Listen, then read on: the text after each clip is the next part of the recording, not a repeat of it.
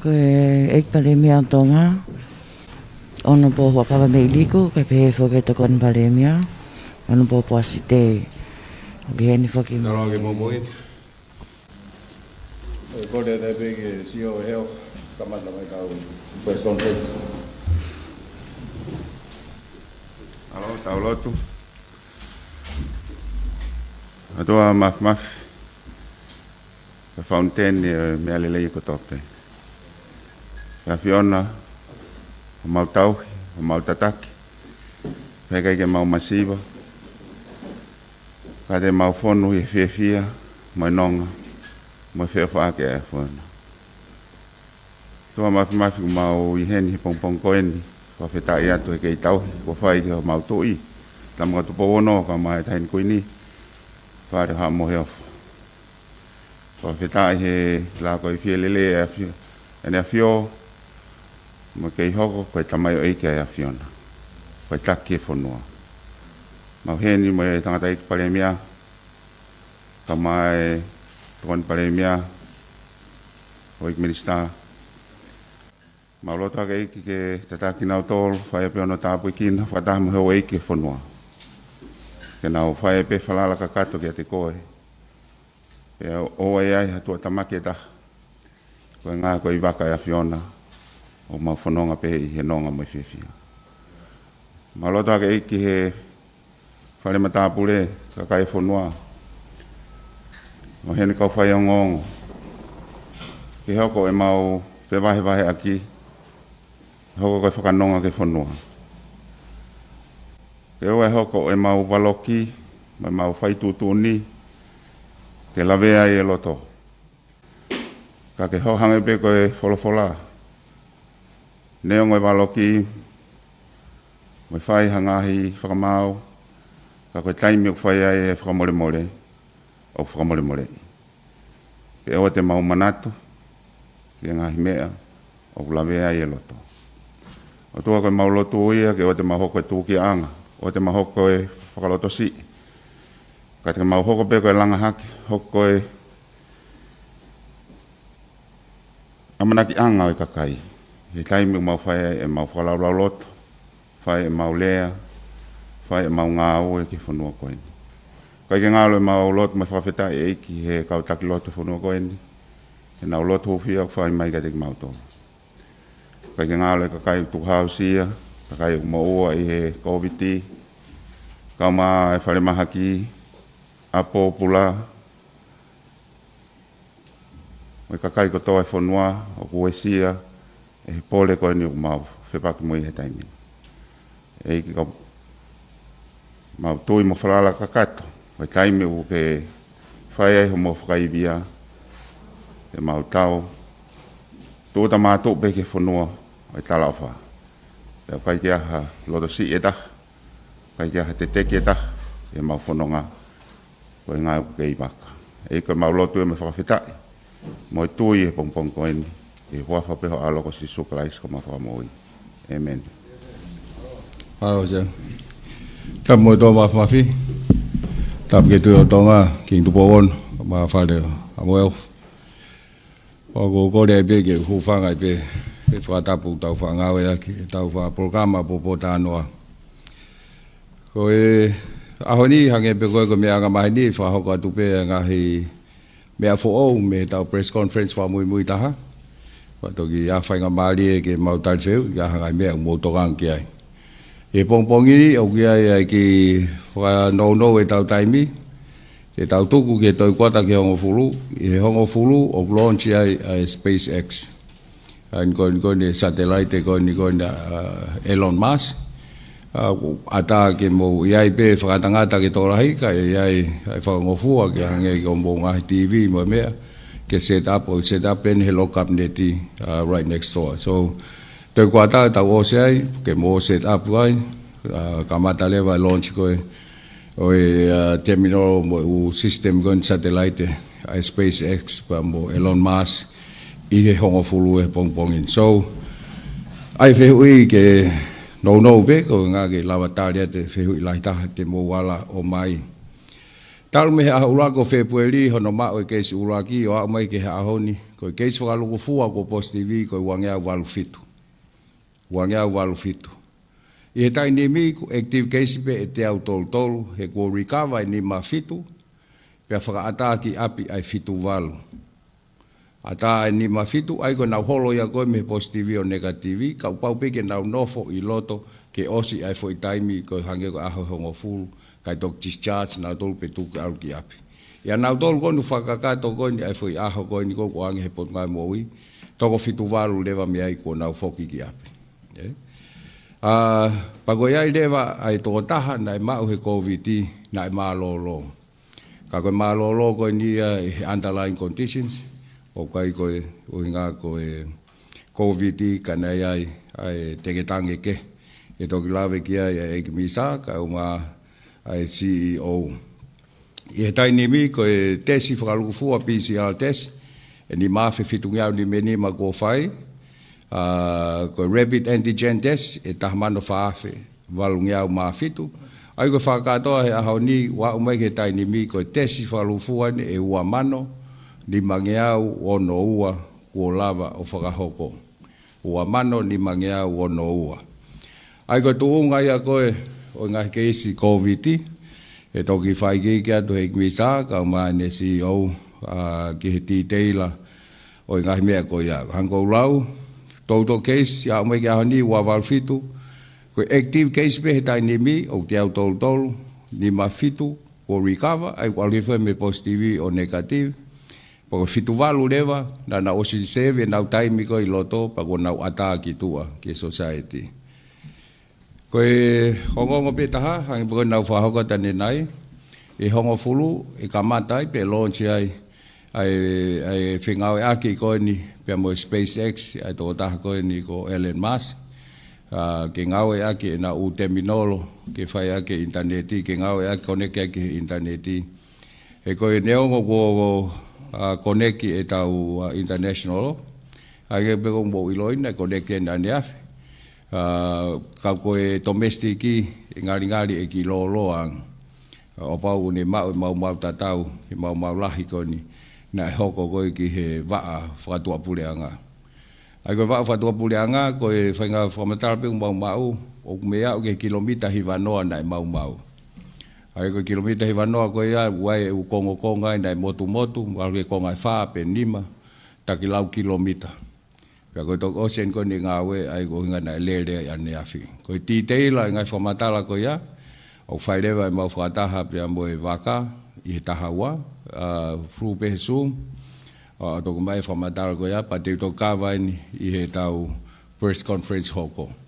Ka koe whafofua ia kilomita hiwa noa, mei wahe tolu pe taha na I te lava fusi hake o mau, koe konga lahi e na I puria wito ai pia. Aia koe kei polo ia, ka uma foki ai Fekau'aki koe ni pamoe mas, e te moma I titeila, I he tau launch koe ni I hongo fulu. Kai te toi whaaloa, a pau whia tānak mai, ik mi sā mo ui, ki he ngai whamatala koe ni oso atu. Malo. Malo pito ik Palemia pe ko kole ki hufangan pe he talfatapu kakatuk whahawat pe me he ngahi whakamafola lea. Kai ata pe moku ke ki tāna ki wawe pe, mahino pe he tau ngahi press conference koe na ku whaafai. Ka koe ki tāna ki atpeu ki he mea ik Palemia. Na ave foke specimeni uluaki foki Australia o mai ai koe omikoloni. Omikoloni type 1, 1.1. Na ave foki pa moe specimen ai positive cases koe me I tanoa, ai koe me I Nusila. Ko si maumai hono whekumi, koe hae veurieni koe ia, pa ko si maumai koe veurieni koe ia, koe omikoloni pe, ka koe PA, ua. Ai koe whahi ngā ia. Ai koe motolu koe na kai ke toi fu whakamatala. Ki mafola waweange. Ka ku koe ngahi whakailonga. O me tatau pe ne tō mama. Kia ki tau tolu. Kai to e saiange ki nau tolu koe ku o si huhumalu i. Mo whatokanga iange, mau whatalanoa he ngai press conference koe ki mua, ai kakai koe tu lavea ngofua. Ai tau pe koe kau tau ononoa ki o lunga, ki nau tolu ku te ai ngahi mahak tauhi, o ku nau whihangangai moia. Koe ne alu koe ke toi si iange e tau, o ku nau whaalava pe o matatari. Ka koe saitahaka pau ku lava e huhumalui. Na iai pa mo e ke fo e tolu na e he taimuna nau to e whai e sivi, o nima lewa ke iso tanoa, pa na e toi whai e sivi ane afi, koe tolu koe iaku nau negativi, koe fo iua pe koe na kamata koe na e mea o ku kei positivi, ia ki nau tolu koe i tanoa.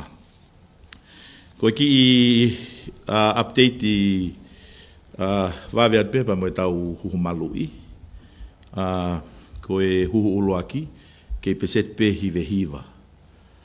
Koe huhu hono ua, o peset ia hiva taha. Koe pusta, na e ua no he tau press conference wha Moimoi, koe ngu waono. Pea ko whamalo atu e lala mo ngahi mitia.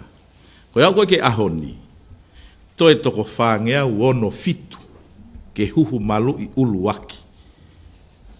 Neongo o lala mo whenga mai ke ngau ake lao ki whaka, ke teke ake kakai ke huhu malu i ka hange foko e whahohaa.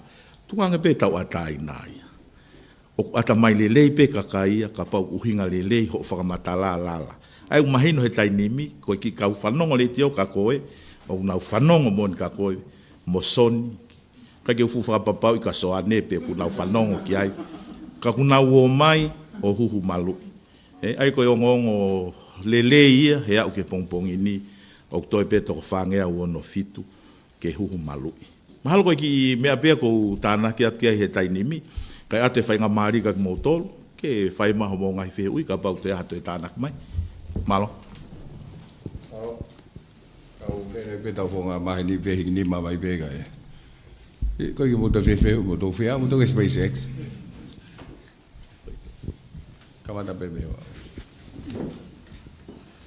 Malo apito pea malo i ngā oe, ko i ngā pe koe tau taimi. Te ko whiila tau ia ki SpaceX, ki noloko ne ni manoa. Koe te minoloko ni ko osimao mo vahe koe ki ai. Ia ke ngata pe ki ai, pe koe ko hai fong na benefit mos mahino pe. Hai pufua benefit i me foi te minoloko ia. Pea ka sai ai kei polo, te mo kei hoko atu pe hono whaonga e SpaceX, pe te mo ai lewa mo hoko atu business i e satellite, koe ki whehu i pe ia. Pea koe, tokoni Palemia, kole pe ke tāni mangi e whehu, koe ni Fekau'aki me tokoni koe me muri, koe hae lahe koloa kona ko mau he wafu vuna, i he waka kona me fisi.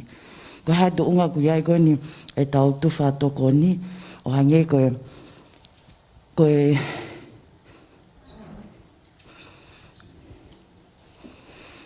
Hinga koe hae lahi e ukoloa koe ni utokoni koe ko ostufa, mo utokoni koe kei toe.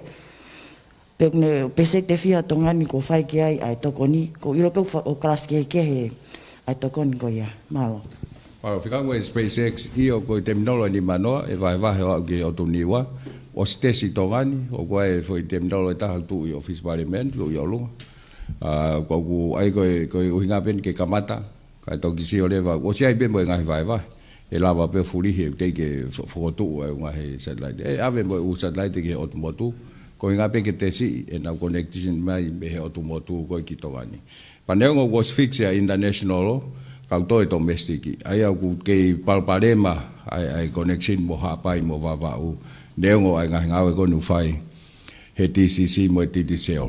Ai lava lewa he u terminolo koe ni o whakarerei, o tokoni kono whakarerei e tau connection koe ni ki hapai wawau, pea mo niua. He ave u terminolo ki niua, e lava le vai o toilere iange.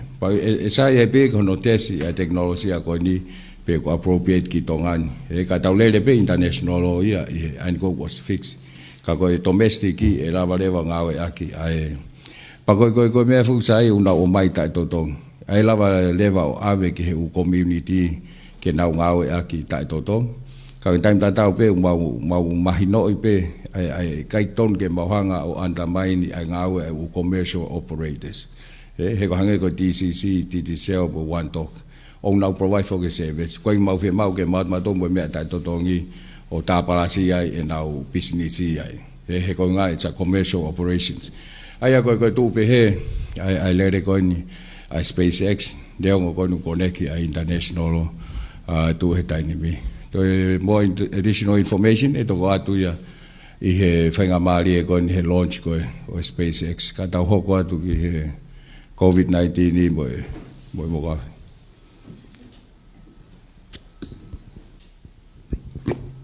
Malapito i Palemia e mau whainga maari e pongpongini ka taki kai ke te whe mau ke te whamatala lolo. Koe ki ripoti kona me wheituna me pule anga whelawe i me Covid19.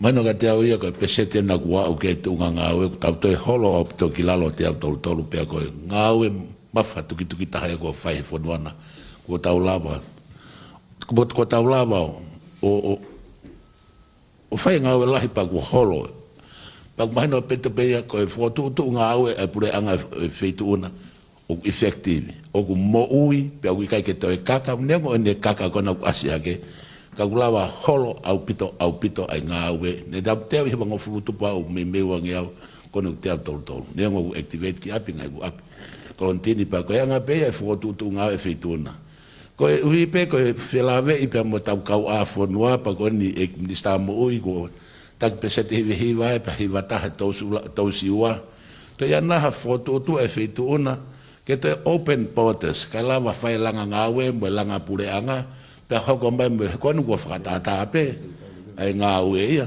ke lava me ako lava me ngai business i pe tau lava ka atoa mo ui he whataimi koni malopito soane whehui hanga pe koe tau ngahi press conference koe oku hanga pe e he potu ngā ue o assess e tu unga koe tau iai he hoko at koe ni patoka nga yang ko foi assessment ko ko sina ki whakangaloko ai me he red ki he orange au ku ke ai pe foto tu uia ai puleanga neongo ngahi mea ko no ku hoko ke hoko atu a hono whakafoki mai ho tau kakai pe me tu puleanga ko e tahai me mau inga ubito tala noa mo nau tolu na iloto he MIQ e nau fia he foki mai ko fo yongo make he time go na asianga tonga kite ange he na o mai e na ma fala ko foki api ka hange pe fo ko e fatala noa soane ku e assesspe tunga ko tau yai neongo e alpe fo ke fika ta na me ngai fika fo o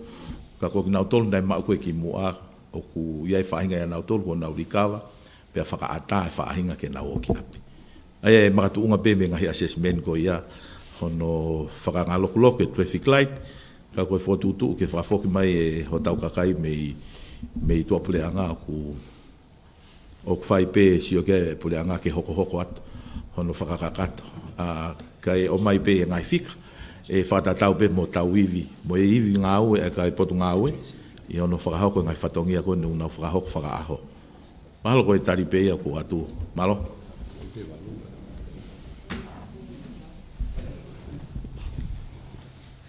Pamamako ki whehui pia koe nei ai manua o Amerika nei hao whahoko ni savea ki he ngahi mo ngā whiko ia i tonga ni me niua wa o mek Tongatapu ni pe kuaha ki li poti ki he anga e tuu ko ia e tau ngahi mo ngā whi pa koe ki whehui pe no wa ki e to kon Palemia Fekau'aki pe nia pa mo i tuwha ko ia o whahoko ko ia e ni mo oku iai ai tu whakahoko whakafo i whaamiri malo he ngā ue lahi ko ia whewheo te lava ke whakalele i o hange ko ngai whaamiri whatata ki pātangata Tongatapu wha o gai api ai ko e kakai lalahi e toko hongo fulu pa mo e kaoleka e toko whitu o lawa nai ke to e whaihasi o ke ngai api ngai whaamiri ko ia o kunofo toko lahi ko ia be malo e kau ki lawa toi peo ia he mea kai toki hokatu ki he Palemia te ki lua klave ke he whehui ane nai mahau koe pene whelawe e mo e tuwha koe ni mo he mea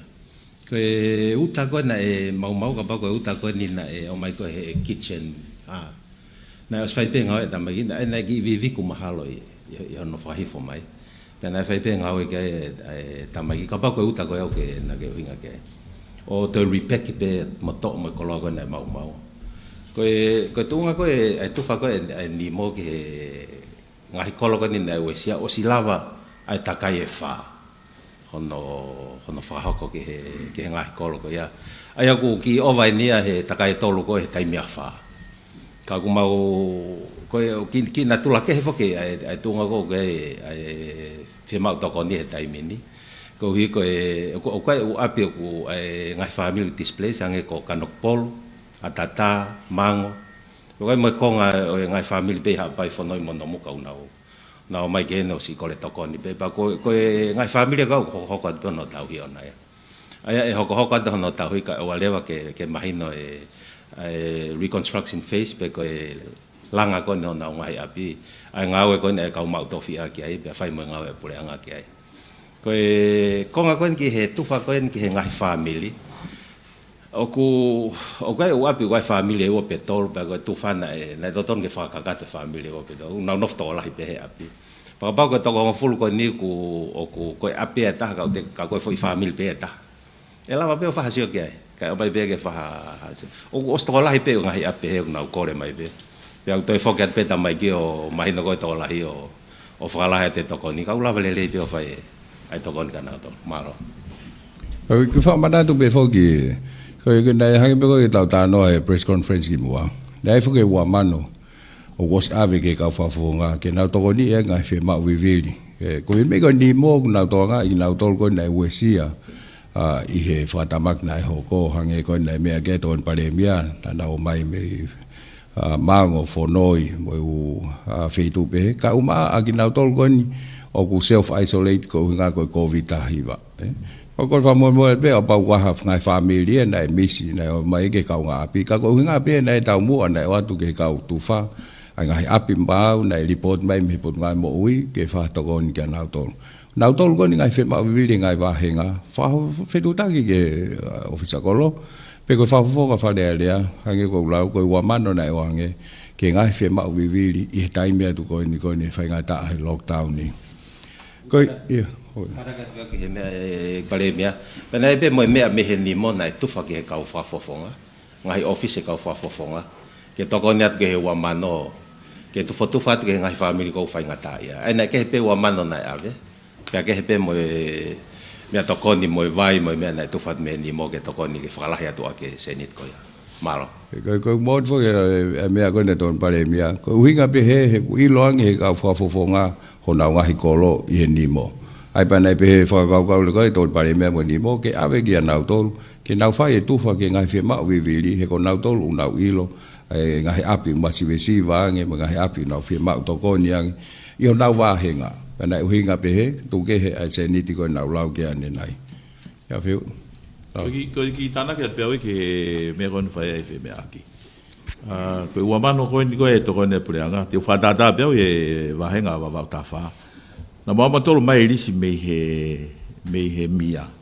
o na mai risi ke ka u fa ngata ia ka vai pe finga aki le vai ofisi pe mo e ka ofisa kolo mo ka pule fa va he ke vahe ko na tol fai ngata ia ko ni e ana ki shopping a ka panga te au ai to ta ai ko wa mano ko foi to wa ngeau ia ai ko ke to ko ni ka na tol he tai beheni malo to ko ka hange fo ko e fe me aki o ku o te ke kai ke kau he tu fa pa ke dofo pehe o ki ai pe ai fo nga ko e fe tu taki mai ki he ta fa ko ia e minister ke ai to kon Palemia e lava pe o fai pe hanga au ki ai ka e wasi no fo pe he malo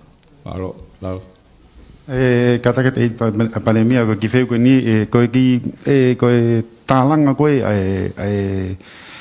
ai ngau ko fa ko ni mo ko ke tu fa e ho ko atu pe ya ke ko nga ko fa mo le pe wa fe ko ni ko me ko ki kakai pe ni me public na pe mai na ku wa ha wei ke o mai pe ko mai ha to ko me ofa ko ni mai me muri ko o fe unga pe ya pe mo ka u fe mau viviri he ko tui bewa ko fangi kakai ko ni ke ta mai be ke ma ule ti op he mai o ko ka nga pi wai tu fai ka hala mau tolu ko mau tolu ne mau wesia ko ko lo be na ko ke o inga ke o mai tai mini ek Palemia na ha foi press release pe o ta mai ko me ane mau me fe mo fonua ke pa ku fe unga be ya pe mo fe mau vividi ko tui mai e nonga pe kakai fonua pa ua ko ke ai e ki Minister Moimoi ko ne lave mai oku kata ku toto fatatabe ki nusila ko inusila ko oktala ko Omicron me pesete valu noa ke hiva nima o te ke to mama ai akita au na usio nusila ia ke tunga una lava ke na nga ki tuk wange ilonga pe ia he orange light ko ni apore anga pa waha sio ke he konu ko sio ke te au tolu ko active case au kamata ke whanongo e kakai ke tutuni konu whahokong na lava isolate pe ko ha whai whika te mosio ke pa wanga mosio ko pe holo pe alhake ke isi te tau aula ke pe kia tuunga au tau lava pe o nofo aki ai Covid19 pa ka omokon ko ia pe malo malo pito lala e whehui mana tui fok ko ngai fonua ya ko nusila ko tau ni e ua nau feohi pe ko nau fe ao pe mo e fokoutua na nau delta me nau omicron ko tau tolu ko ni tonga ni ko to kamata ni ko wiki ki ben hono tolu aya e mahino ko tunga ko kuia e fokoutua pe mo ne to ma ko ke kakai fonua e kamata ipe be ya e mau assessment ke tukuang mana tu ina foi tai metahia nei wafi he aho ai hono tesi pa mo tuunga ko ia ku tai ni mi ko hinga fo kapau e hoko pe he ai pe e ka unga uete na pen out na tolu ia ko me ko mau no fo ko tai ni mi ku mau hanga o prioritize he tai ni mi hanga ko ni ku lotonga le atu frausi o se civi a ka u MIQ e oskoia hanga ko ko tori ai de mau kamata ke mau prioritize ki na tolu fai ko e CV te mau ngawe ke leva rates pe ko e rapid test ke fai ake hono screen ka pau e hoko atu ai pe ai ko ne au pe ko ki ai mo tukunga ko ku ia ko he tai ne mi te tau kamata leva ke whakanga lok ai ngahi tutuuni Fekau'aki pa mo e lockdown mo e Koviti ka ko ki whilawe at pe au ia fraus he na he talanoa koen ke he huhumalui na lama tu e potungawe ki vava i he tona ki ke ave ai huhumalui ko e faisa ke nau huhulo aki unau ke pesete hivatol mahalo ku to sayang he tainimi e huhulo aki pe ko e faisa ke he pusta ke nau tol ko ni fra o se ka ulaine mua he na to ki tau mai before ke flight de ko si pa me nusila to se ua mano to se faafene ave ki vava pena e to mai ai pe mo e specimen e tolngea waluono pe me vava mo fatonga yang ko e rapid test o na faya ke ka ko e PCR la e ku pau ke o mai ai specimen dia ki tongani aya ko e o ku keilere mo e test ko vava ma na dog mau ke falaite ko e positive case ko e vava ko e tokono ai ku na o si recover ko winga ene recover ku o si negative na utesi ka ko protocolo ko ke tau na tolu pa ke na no foi a hongo fulu ai ko spe a hongo fulu ku discharge na tolu te ki tala no va ve pe ki ngahi fonua ko e na fai e CV e la lai u fonua ko ia na o mai ko guideline ka mau tolu ka pa uma ko o ku kai ke ngai faka ilonga ka ku positive hotesi ospe a hongo fulu ia tuange ko ia ka ko mawongo i fo o hange ku o ku mau te hanga mau tolo fai ki test in between i hete va ko ia a hongo fulu pa to test he a hongo fulu aya ku mau tok fie mari leva he tainim ke mau mui ke guideline ai ko hinga ko ku neongo ngahi me ai au tala mai ka ko me ko ke te ngoi fie mari e ka treat ko te fie mari e o te mui ke guideline kau ki tesi a honima pa tesi a hongo fulu ai ko ngai sivi ko no fai ko mau tolu ia o sai ko a hongo fulu ai te mau ale ke a pe hongo fulu tu kwang ka ki te fa tes ai ko ngahi fangi mea pe hange ko nusila ai te mau assess pe he fononga ko ni pa te mau lava pe o ai pe mea feunga pe mo tongan ka hange foko ku ngahi ko kulea he tau ngahi press conference sayang e tau wako mea whihalaki ha whanua ke. Me he tau wako, me whihalaki mea tau tolu. O te tau tari ke tau whihalaki pa tau toki ako. Ai uhoko ngahi mea uhoko i fisi mo nusila, ke ne o mai e whotunga pe koe whakawhotunga ki heangi, ki a mautolu, ke whakahoko ako mau whatongia ke kakai whanua. Malo pe ko tari ato whiu ilama. Toki lawa te lalaki ho whiu koe nei. Koe uta ko o mai ki a tautol be me ngai whanua ke toko ni mai koe respond for ken ki he tsunami. Aia koe ku whaton lea ko pe mai ki he kauwhe mau vivili ag nautol na e wesia he tsunami. Koia? Aia koe nia ko uhinga ki ai. Aia na e oku lele takai wha no tono tu wha. Kau tanoa ki he koloa ko o mai ule kote pe whoki. Pea koe pe mai kau whawhawhonga kau taunas i he nimo. Ke whakapapau o mau e nau mea koe nai o mai, pea mohono tuwha koe o mea. Pea koe pe mai lipoti e ki ai. O lipoti ki ai pau public pe o ku present pe he mau whataha koe ni EMC, Emergency Committee. Pea present ai ke mahino pe transparent katoa ngau e kou whahoko. E he nimo. Ka koe tari koe ko whehui ke pehe pe ku wheunga au pita. Pea koe mo ngahi mea, mati koe patoa pe koe hoko koe Palemia. O koe stoka e nimo, koe stoka e close kula, pea mo NGO koe whai tokoni. Ka mata lewa e tokoni. O mai lewa koe stoka ko, o mai koe tokoni, o replace ake e stoka koe. Pea koe konga lewa ko tufa koe he. Ka koe respond koe koe he taimini ki he tsunami koe ni. Lahi ange he respond koe ki mua i he awha. Aia koe mea iau whai whamalo lahi au pita ke tau kautona se tokon konu whahoko. Ka maha koe tali pea ki he mea. Ka kapau te whemai moto le koti umau pe mo le koti ki ai. Tana ki kau pai peke la, nei le whai whakataha e purea ngā pa mo e relief agencies. Kai u agency na nau tokoni mai koe. Kana e whai presentation i o kawai hanga mea ton Palemia hae lahi e koloa na e ave mo e wheitu na e ave kia he aho whe. Paganga ne mea o ihe ni mo ai ka whawhawhonga me hinga he agency ai ko nau lava o whapapau i o mo o ne mea koni. Ai mana e o si whahako ia o nau tai lelei ai gahi tufana e whai mo ula. Mea panga pe ko kai ke mahal ke mo report ia te ngahi mea pehe. Ka whange ko NEMC ko tope wai usit rep hanga mea tol Palemia. Wasi ai ko hae whitu ni nai tufa kia e moi. Ange ko rak tufa ko na whai ki no muka, na e wahea ke ko skula ke ne whai tufa ko ia na na awe te nit, tok mui ia te ni mo ia. Ai pau ke nau whengawe aki o wahe, kai e liu ngau a te wheitu e ni, kai hala wheitu e ni. Ai ko whangi ngau e pehe u whe mau e coordinations ko ne ai ngahi tawa pehe. Ange ko wha mui pehe nei lau, os over he lita taha miliona ko os nei kau hono tufa. E nei kau i he ngahi asko sit repi over taha miliona e lita hono tufa ai vai. Toi be tau bite hokaful, whawawave mai be. Whawawave be koe ki tokone be koe whakalea ne o whakalea mai ko ka mautolu koe he leti o koe. O kuai toi koni ki he whemau viviri, ka whewhe ka wesia. Aku uhinga lewa e ka pauku, mauhinga aku ke ungai pe ke mauku uhinga pauku e ke atu tokon Palemia pe mo Palemia ke whamahino a pe tai mini e kula he ka whanongo mai. He koe whemau viviri ia, aku mahino le vai au eri aku ne wesia lai taha. Ka whewhea aku whewhea lewa ka wesia hene hango e lawe mai tō tahu. Ne tau e fua ko toa pe, ne tau ham ko toa pe. Kau eke pe ni nau wheunga pe mo e kau whemau viviri, pa tō inga le vai au ke kau ia. Ke tō tāna ke tō Palemia, kana e awe fuki tau te au ke tō taha ko toa pe. Tai credit katoa ke moua uila. O tō taha ko toa pe, mana e ka waha nau tolu na e fua mo i wala mea pehe.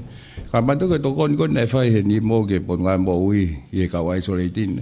Nai mai tō koni e ke tsunami. Pana e tō e sen mea ai pa tau whatonga i koni e hao tsunami Covid-19 o isolate mo wha awha kakai ni koe ke tongo fua ke nau a whetu. Pea kore le vai o mai konga to koni ke tsunami o whawhanga aki mo tokanga i aki nau tolu. Ai ko nau tolu ia ko tui o whema o koe ke whaha tokanga i. Tau tolu koni o ke ngau fua pe ke tau o holo ko tui lava pe o mawhoi mani ok. Ako e uhinga pe he mahalu ka pai tau tānak mai tōn Palemia.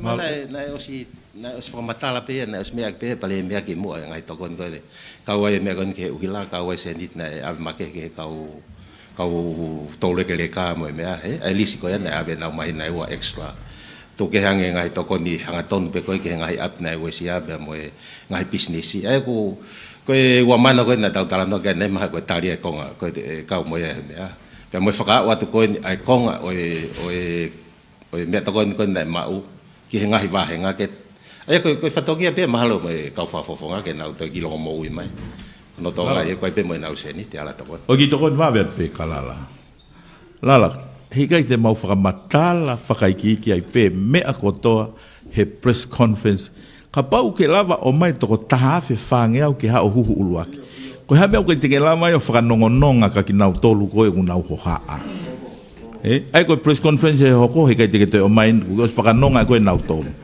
malo sorry malo bito Palemia malo e mau Fekau'aki ke o mo me tai fe ga la ka pai to ki ma mai ke tau me hoko he ko tu ma ko lai e fela wa ko mo fa abu mo ko ke to ko ni ko ke la ka kai ku fa ngata pe ka pai ma ki report ko va ka fia na ha u ko ha lai to ko ni mo lai to kon banga ka pai to ki ma mai he fia mali e pe ni ta ko va ka pe to ka vai me ni ko ho full aku nga ke to ko mai e tau me ko na ko fe yo no wa ko fe ia hen ko e minister ko nga we fa ma ki update tu nga ko we wa fu ko e wa ka pa e mbia pe ki wa fu lo Tongatapu ne ma to si fonu pe ka nga na no fo pe pe mo ko loa ai ma fa nga fo nga pau ko ha tu ha o ma mo fe Fekau'aki pe ki tal me pe fa nga mali ko ni ka ta ki ko le pe ke pe ko hai va ta den tali mai ko ha si tu nga ko ni wai si ka lai ni mua ana la ka ha pe ki mua ko na va ko panga ni manoa ke foi va ka ta ve wa fu mo mala va puna ko tal mi su ne ta ko si te ke ma na fa nga mali ko ha pal ma ke si ma le va na va ke to kon na to malo e talia te pe me ko ki e wa ko va ka ko ki wa alo pong ka ki alo ha pasese ko u ta pe wa u ta o si lo to vaka pe ko fa ta pe mo ha ta ke ot ko e ga fa nga ke health pe mo ni mo ke la va vaka o ki ta ko taulanga o sa malo pa ai lo to nga o vaka ta o Australia ta ke na to sa via be fa pa na ka to kala to ko u vaka ko nga fu na u maka na lai Palemia ko me ko ke hese allowance o tana ke be pa ke pe hese allowance ko ke lo ke ka hese allowance fu lo ko na tiu ka pa ma ti te la pa o mai ko ka ke ba muy la va le be ko me fika pa mo ka ko lo son pa mo u vaka ko an ko na me ke don Palemia o ko to be he nga he situation report kon ni NMC ka la va be he ku kamata no la to ba de mo fa tonga e press release o wa se to ti te la u me ko ni ko nga be mo wi lo ma mo fu fe ma ke mo wi lo ke io ko repente ai minister mo pe lava ma ange ai fika ko ni na e lava o ma o me monite pe mo aneafi he ko me ko uhiga fe hui ko fatonga i na hiri ko ngo no fa ngalo ko me alai ko kamata ke ria ki ke he kakai ki he ke to tau he ke te ai mas ke to tau he va mama o ko asme ka polis fa kolo ko ke to fu fa malo hi ko kai nga mo familia ko pe a hi ki he a hi be ko na nga hi kai nga fi tu ke ka ko nga fe hui pe ku wa fai ke fo i faka ata ko ni ko nga loku pe mo time pe ko ki mu ai fe lava fe fika ko monite mo tusite ka ko fe hu be ko nga ko xio ke fu hang ko nga loku e nga faka tapu ye ni ko fa si pe Palemia ko ye ka nga we front line ni me pa ngoya ko na pa usi e ta nga we o fa hoka ke a fe tu holo fe to Tongatapu nanga mau koloa mau tolo puke ai ofisa taha mo no ho ko o ma wai be mo e fai to Tongatapu ko fe ui pe ku wa to ngai me go ya ki ho ofisi na ku te na fe fai ngata ia na tolo tata wa to ha fe tu ka ya wa te ngai me go ya ki lava me e tu kunga ya ye io ko si report mai pe ang pe ko ya ga ba ni pe ya ke ka minister pa mo ne potngau o pau ke mai regular briefing pe ko ha nga me o tol ke fatonga io na si fa ho ko mai me ko na ho ko pa wo sai tu ni acting commissioner ke ai ta tau pe mo pule tau ko hinga pe u ko ke fe mau ke te alhol hata ha he tu atai mi ke ngawe a ko no te unga ke ne go through he u police checkpoint o pa le o pe he pa ke na o wai me alele ko alo tu fa ka unga we alfa kata ko hinga pe ke avoid ngawe a ke te unga ke na o holo o fai hanga we ko i ton ke na fai kana es fa ho ko mai pe me ko na pa mai na bi pe ai dili wa ngahi fai tu ni ko hinga pe ke o to hoko ai me ko ya Ki tana ka beo ke he whiwina o mai. Ko he kai ke lava ke tauhanga e tau tolu i a tala he fui aho e ua ke. Ka te oat bea ki i whika koe ni me aho tokonaki. Aho tokonaki na e positive cases e fitu. Aho sabate na e positive cases e taha wha. Aho monite taha ono. Aho tusite taha. Aho koe ki aneuhu taha fitu. Ai koe tānaki a koe nime nima ia koe nuko utau iai. Ai koe active cases koe ni atapehe nime nima. Pana ripoti atu koe ane nai ai case whakatoa koe te au tolu. Ai koe toe kua si tokolahi ki nau tolu. Case te au tolu nima kua si whakata. Discharge pe kuna osi i recover. Mahalo kou tare to wheu soni. Koe ke kaulai ne mua. O kunau ngāu e koe nau whei lau. Koe ngahi monu ia koe nau tolu kunau maupe. O nau ngau e ko nau overtime ko he time mea ko ma ai time te nau livia he time nau ngau e ko ni amuyang ko heset allowance ko ngai mea ia ko ma o nau tolu ai ko mau inga ia soni o fufu he o tua e tapuaki he tua o fei laulau matea ki mo ofa fonua he kai ke tai whatoka ngai ki nau tolu o ku ikai ke te tope fumani o ke he ahon pa te utua pompo. O te hanga o ai e kau ngā oi ke nau. Koe ngahi mea ko whakamatala at koe ni koe mo oni, pa ko kore at ke kau laine mua. O te mo whanongo ke asoni, mo whanongo mai ka mau tolu te mahanga o ato e ngahi mea ko ia, pa koe ngahi monu ia e kuma. O kai ke tai whakatoka ngai he pule anga, ai ngā oi matea ki ka kai e whanua, kau laine mua, he ku nau whelaulau, pe nau puke he whakoutua, ka ke hao soni mo lala, kau ton ke mau ko soan. Peu e soare ke o se areva ka mo to ha mo ta ki wa ia.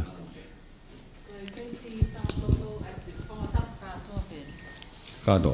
Ko kato ia u ke si ka wai mo ono ko i vavau. Ka ko na recover ke se vavau na recover he ku na os negative ka ko toi pe fo i aho e hongo fulu ke whakakaka.